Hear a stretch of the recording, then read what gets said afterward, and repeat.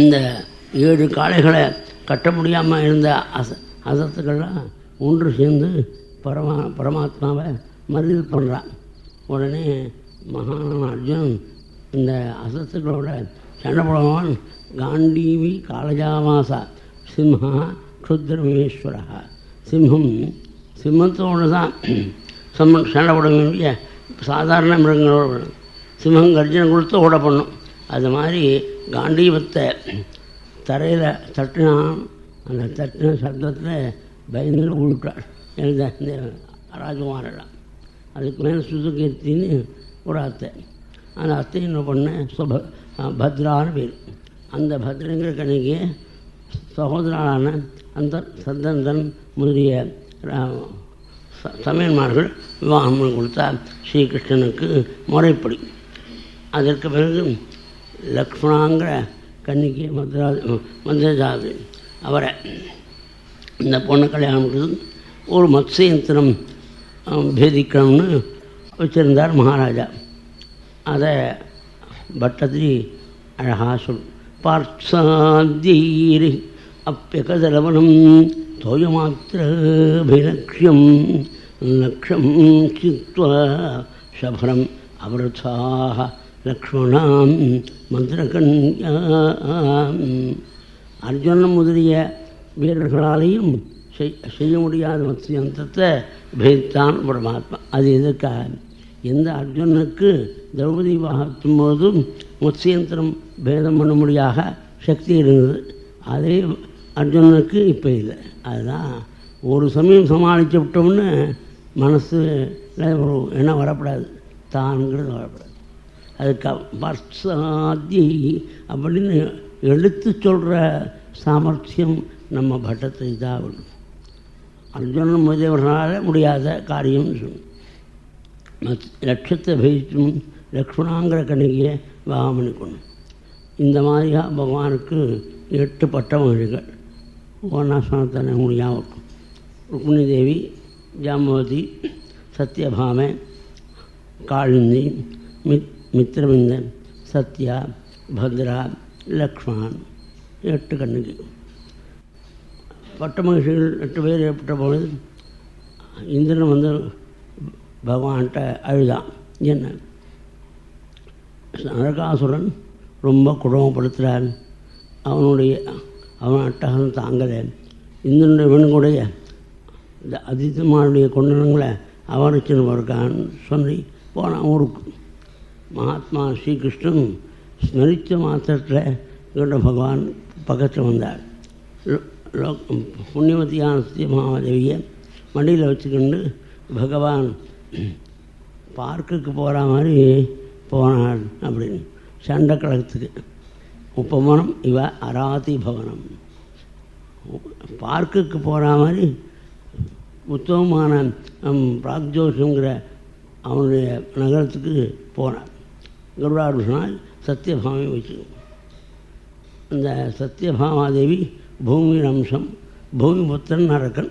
அவனை நிகழ்ச்சி பண்ணுறபோது அந்த பூமி தேவி சம்மதம் தெரியணுங்கிறதுக்காக சத்யபாமாதேவியோடு போனபொழுது முரண்கிற அசுரன் சமுத்திரத்தை அகிழா வச்சுக்கிண்டு அவன் படையெடுத்து வரான். பரமாத்மா அவனை சம்ஹாரம் பண்ணி அவனுடைய 7 குமாரர்களையும் சம்ஹாரம் பண்ணி அதுக்கு மேலே நரகாசுரன் பிரச்சண்ட யுத்தத்தோட பண்ணுறதுக்காக வரான். அவனுடைய சூழ ஆயுதத்தை தன்னிட்ட பிரயோகம் பண்ணுறதுக்கு முன்னாலேயே தத்வதர்காத் பூர்வமேவா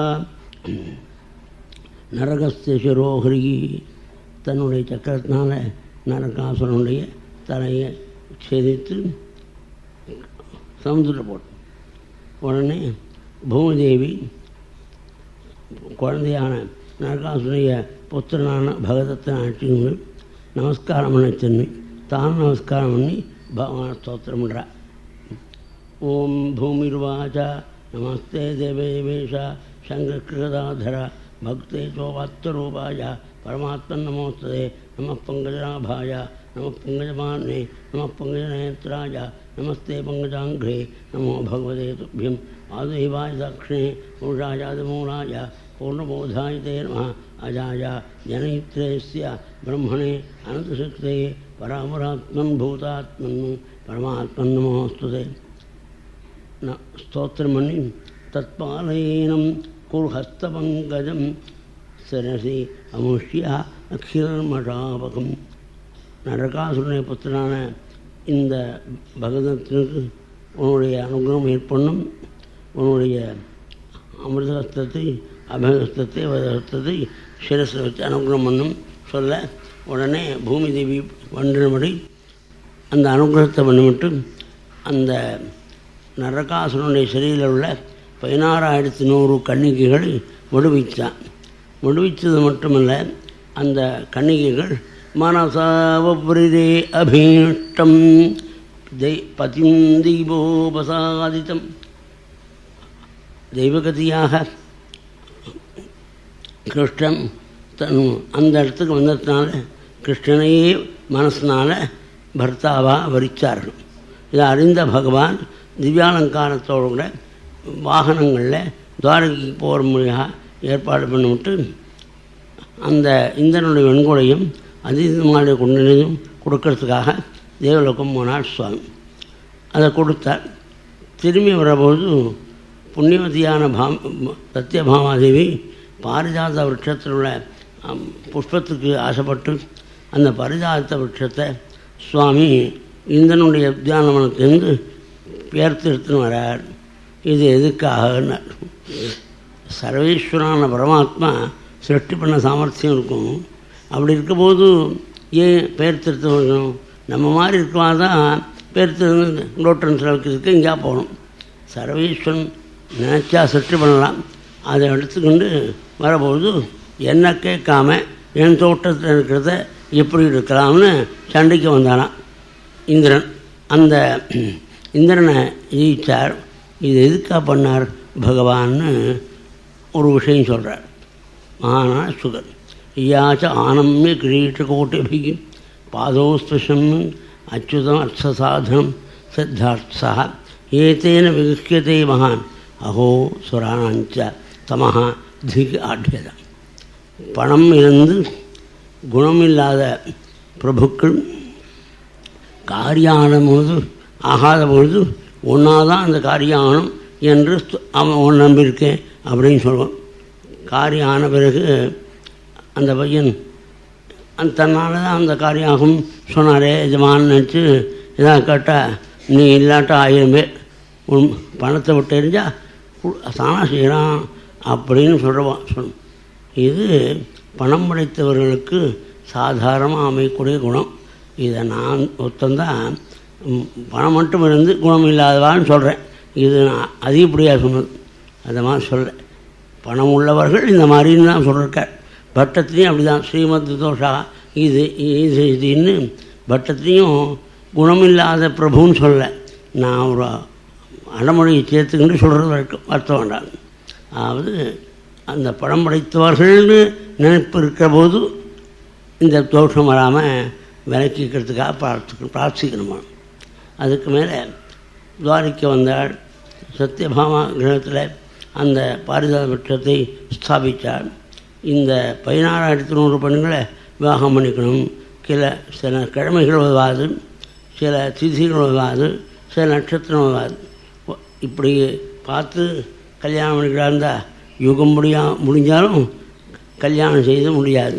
அதுக்காக பகவான் அசோ முகூர்த்தே ஏதஸ்மின் நானாகாரேஷு சாஸ்திரியாக யதோபயே மே பகவான் தாமத்ரூபதரோ வியா.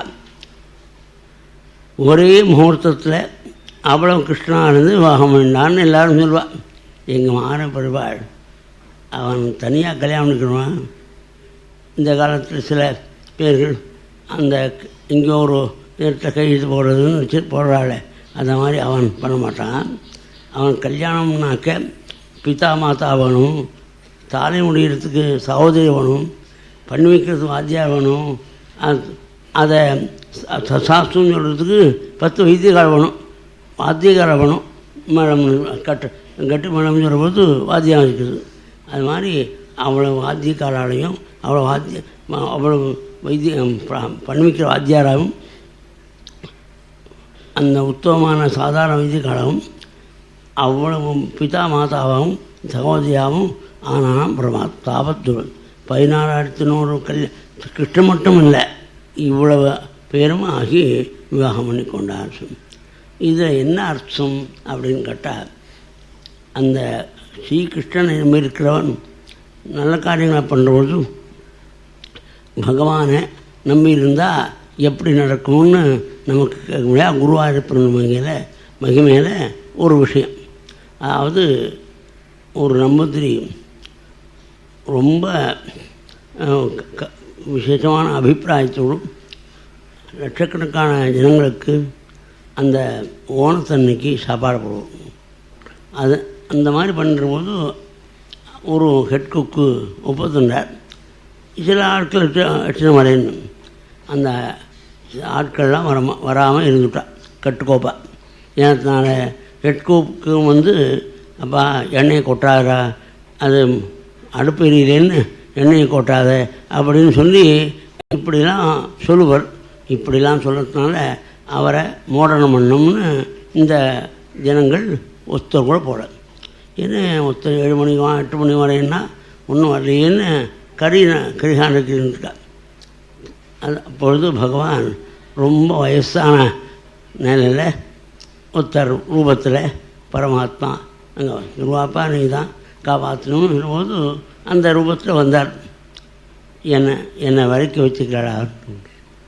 இவர் தொண்டுவிடம் வச்சுக்க மாட்டேன்னு சொன்னால் தப்பாக ஏற்படப்படுது, பகவானுடைய அபச்சாரம் வரப்படுதுன்னு நினச்சி வச்சுக்கின்றார். இவருக்கு மேலே குயிக்காக எல்லா காரியத்தையும் செய்கிறார். எல்லா காரியம் எடுத்து 5:30 மணிக்கு ரெடியாக இருக்கணும்னா 4:30க்கே ரெடியாக இருக்கும், 4:30 மணிக்கே ரெடியாக இருக்கும். அவங்க எல்லோரும் பழமாக சாப்பிட்டு எல்லாம் அந்த எனக்கு உங்கள் மனுஷாண்டங்க அதிகம் வரல, ஒருத்தரை வச்சுக்கண்டு நீங்கள் நடத்துகிறீங்க ரொம்ப கௌரவம் அப்படின்னு அந்த எஜமானன் சொல்லி இவருக்கு சமானம் கொடுக்கும்போது அந்த கூட இருந்தவருக்கு கொடுத்த சம்மானம் அதுக்கு பிறகு நான் வாங்கிக்கிறேன்னார்.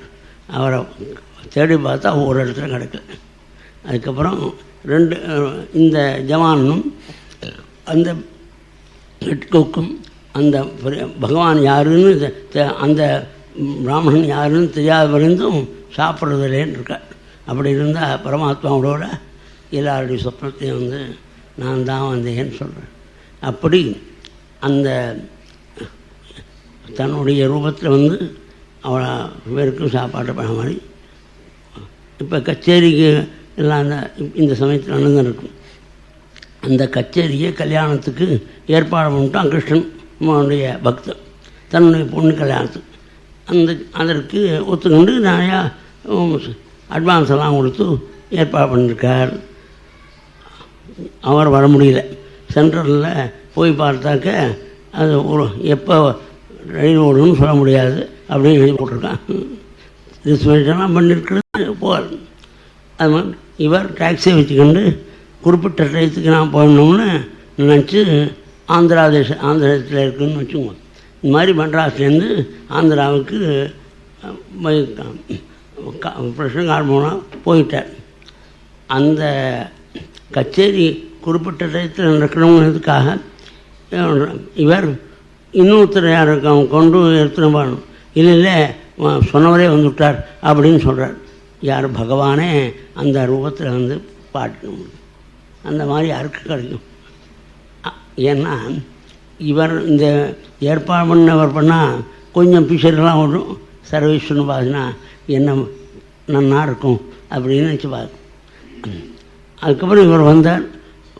இப்போ நீங்கள் அது சென்டரில் வந்தேன் வண்டியிலேன்னு சொன்னால் அப்படின்னா டாக்ஸியை வச்சு வந்துடுவேன். இது பண்ண கச்சேரி நடந்துடுத்தே அப்படின்னு அப்படின்னு பார்க்குறேன். யாரும் தெரியல. இவர் இருக்கார். இவர் அழுதுக்கப்பட்ட இந்த வஸ்திரத்தோடு வந்திருக்கார். பாவம் இப்போ தான் புரியும் கிருஷ்ணனே நம்மளை காப்பாற்றணும். ஜனங்களாம் என்ன சொல்வா, சமயத்துக்கு தகுந்தபடி ஜனங்களுடைய வார்த்தை அப்படி மாறும்.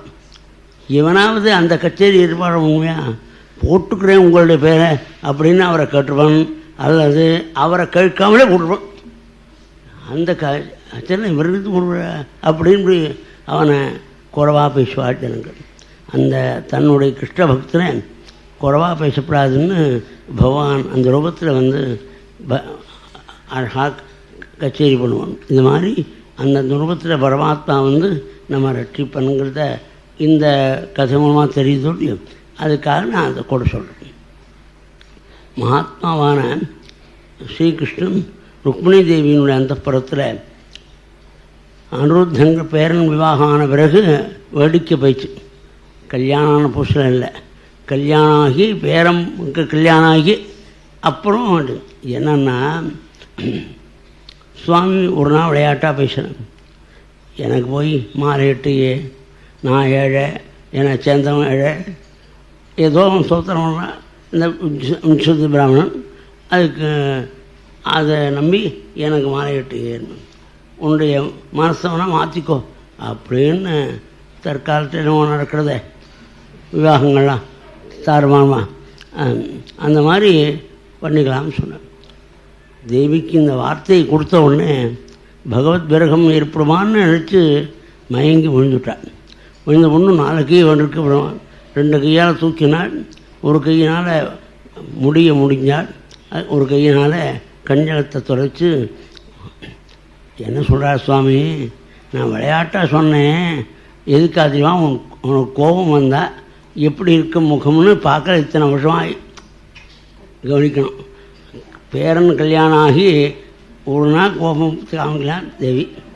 சில பேர் பாவம் சந்தோஷக்குரிய பார்க்க மாட்டோமான்னு அந்த அளவில் பகவான் அந்த வேடிக்கையாக சொன்னதுன்னு சொன்னால் கூட வேடிக்கையாக கூட மகான்கள் தப்பாக பேசப்படாது. சொல்வர் ஒரு வித்வான், என்னை யார் ரசிக்கிறா, என்னோட நீ சுற்றுன்னு இருக்க அப்படின்னு சொல்கிற பொழுது கிடைக்குமா இன்னொருத்தர் இந்த மாதிரி அப்படின்னு சொல்லக்கூடிய சிஷ்யன்தான் உத்தம என்ன பண்ணுறது, நான் தான் இருக்கேன் உங்களுக்கு ஆர்வம் அப்படின்னு சொன்னால் அந்த மாதிரி சொல்கிற போது வாயமூன்னு இருக்கானே அவன் பிற்பாடு எப்படிங்கிறத அன்றைக்கே தெரிவிச்சுடான்னு சந்தோஷப்படணும்.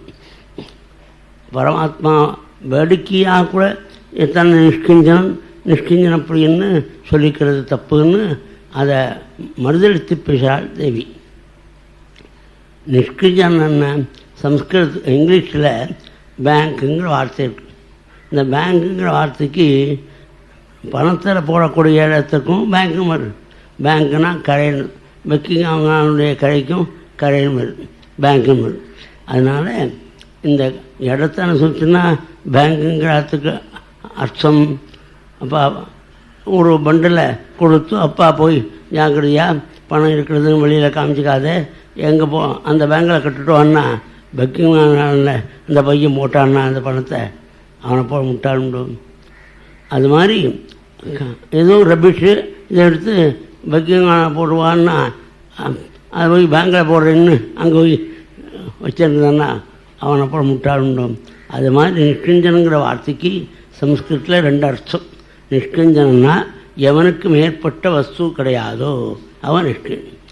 அந்த தங்களுடைய மகிமையை வேதாந்தங்கள் நிஷ்கிஞ்சனான்னு சொல்கிறது.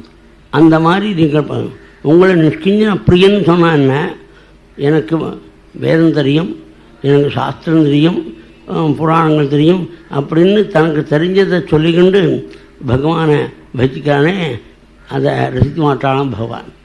நான் தர்மனுஷ்டோஸ்மி நாத்மவேதி ந பக்திவான் त्वच्चरणरविन्दे अकिञ्चनः अन्यगतिशरण्या त्वत्पादमूलं शरणं प्रपद्ये.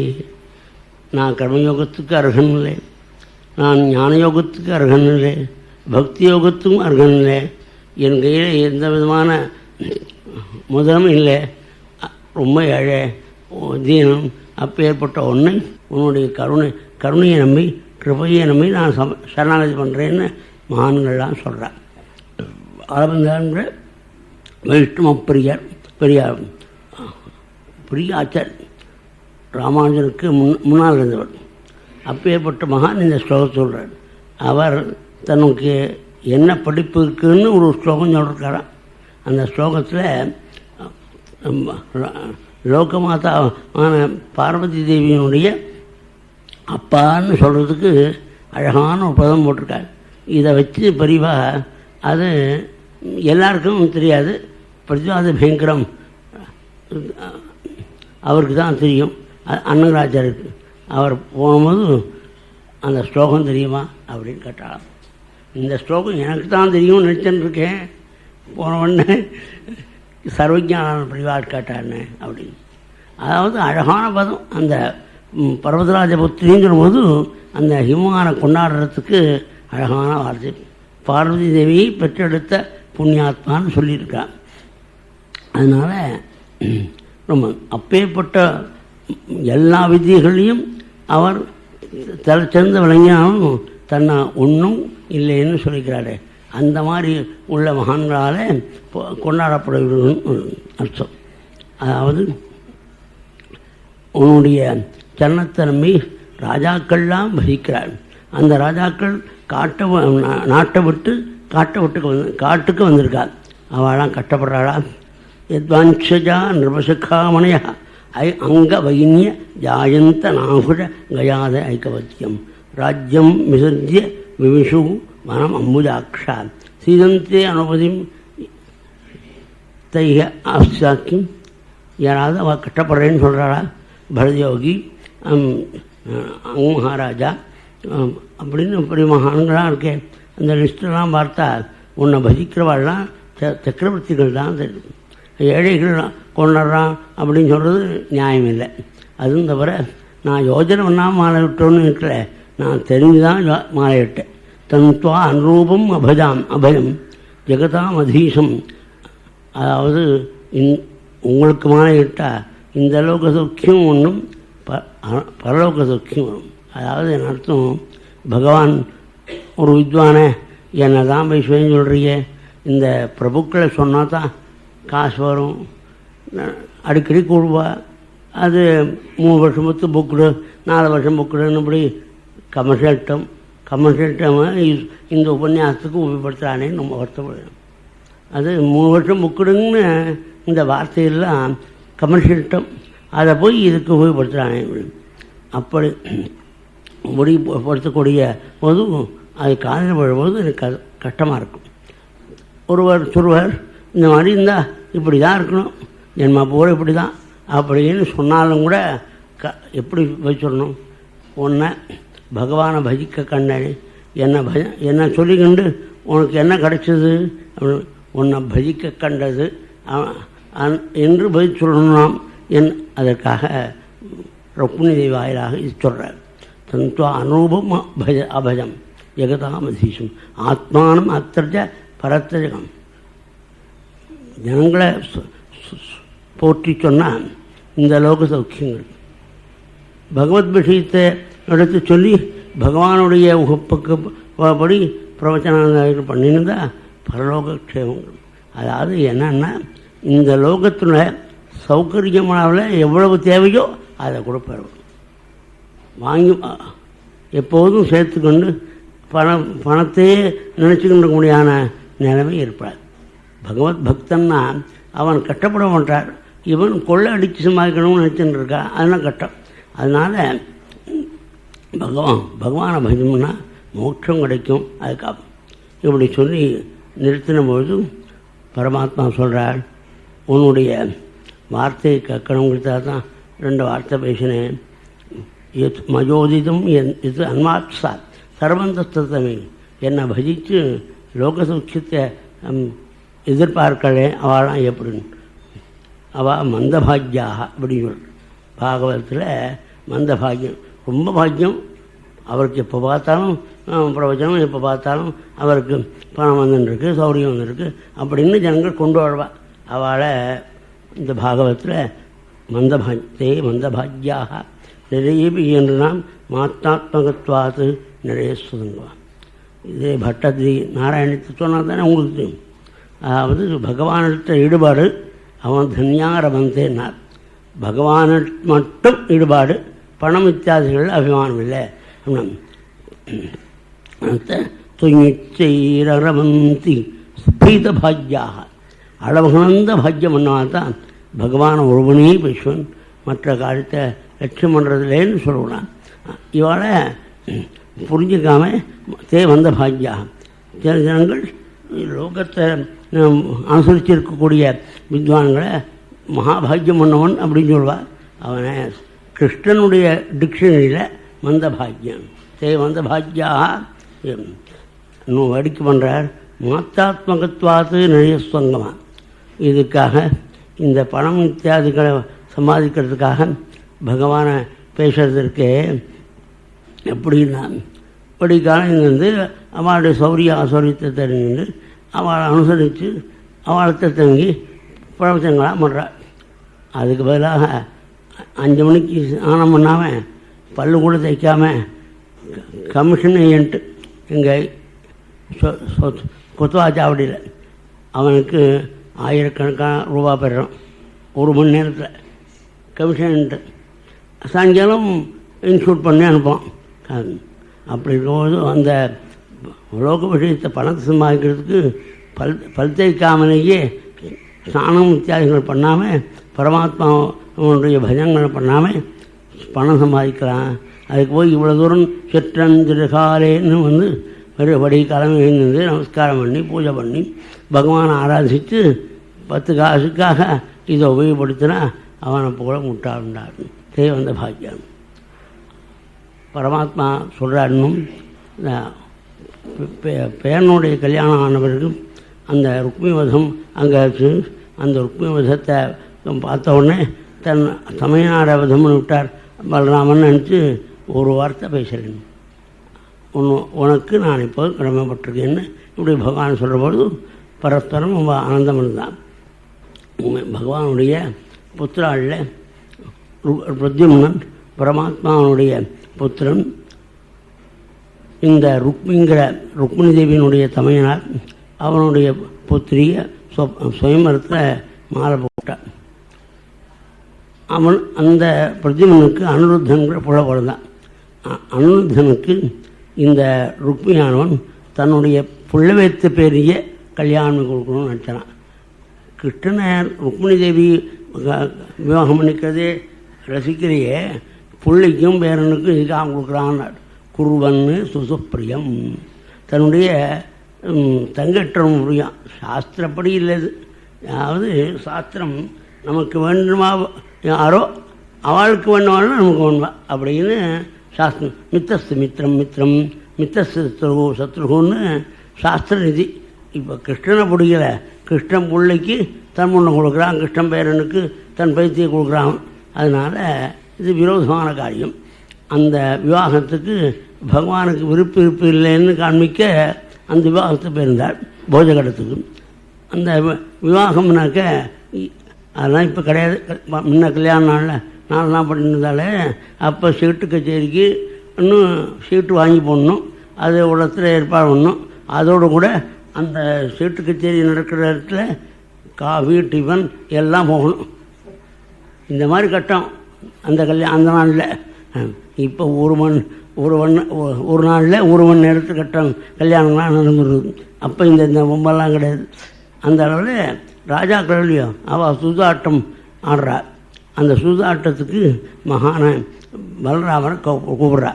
அவருக்கு சூதாட்டம் தெரியாது, ஆனால் ரொம்ப தாகமாக அனக்ஷக்ஞி அயமராஜன்னு அபிதத் விசனம் மகது அதில் ரொம்ப நாட்டம். அதனால் ஆட தெரியாதவனுக்கு 10,000 வச்சாக்க தோத்துட்டார் பலராமன் தோற்ற பொழுது இந்த சூதாட்டம் ஆடுறவாளுக்கெல்லாம் போட்ட பணத்தை எடுக்கணும் அப்படின்னு ஒன்று வச்சுவான். அதுக்காக 10 லட்சம் வந்து அது ஜெயிச்சுட்டார் பலராமன். அதைத்தான் ருக்மி நீங்கள் ஜெயிக்கிறேன்னார். மகாத்மாவான பலராமன் தெய்வந்தான் சொல்லணும்னார். தெய்வமான அசரீரி பலராமன் ஜெயிச்சுட்டான். ருக்மி வதித்வை மிஷா ருக்மி போய் சொல்கிறான்னார். உடனே அசத்தான ருக்மியான அந்த தெய்வ வாக்கு கேட்டாவது பவ்யமாக இருக்கலாம் இல்லையா? உங்களுக்கெல்லாம் ஆட தெரியுமா? ராஜாக்களுக்கு தான் தெரியும், மாடு மேய்க்க தெரியும், கண் மேய்க்க தெரியும். அவ்வளோதான், கோபந்தான் பண்ணுவேன். கலப்பையை போட்டார், இழுத்தார், உலக்கையால் தட்டினார், சம்ஹாரம். ருக்மிணி வரையோ ராஜன்னு ஸ்நேகபங்க பயாத். ருக்மிணி தேவிக்கும் பலராமனுக்கும் வருத்தமானப்படாமதால் ஒன்றும் சொல்லலையாம் அவன். அது வதம் பண்ணது ரைட்டுனாக்க ருக்மிணி தேவிக்கு வதமாக இருக்கும், வருத்தமாக இருக்கும். இதை எங்கேயா யுத்தத்தை வச்சுக்கூடாதா, கல்யாண காலத்தை வச்சுருந்தேன்னு சொன்னால் பலராமன் என்ன மச்சனோ அப்படின்னு கேட்பார். அதுக்காக ஒன்றுமே சொல்லலாம்.